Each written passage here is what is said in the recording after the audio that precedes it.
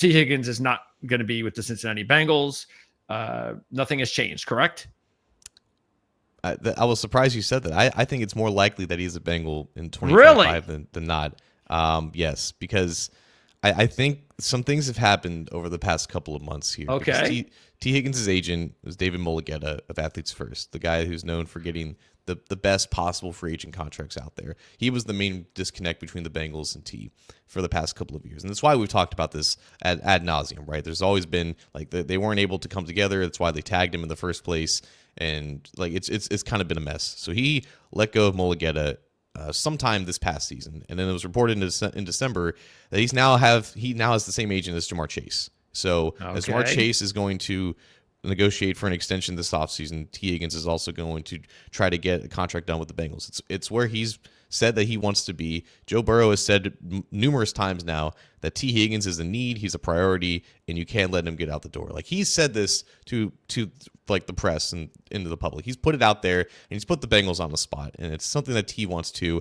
It's going to be a priority for the Bengals, and I think so much to the point that if they have to tag him again as a last resort, I think it will come to that because, like you said, they do have the cap room. They're going to have more cap space with some roster cuts that we'll get to in a minute, but I would expect T. Higgins to be a Bengal for at least, at minimum, one more season. Well, that's great to hear because as a fan, you really enjoy watching the Cincinnati Bengals offense run. You just have to. I mean, it's just awesome to see.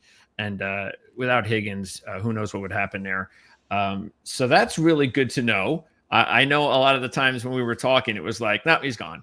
Right. But like you said, he's changed agents, and that's all you need sometimes. And so that's a really good sign. Okay, so and what do you think about Chase? You think he is going to get his contract extension?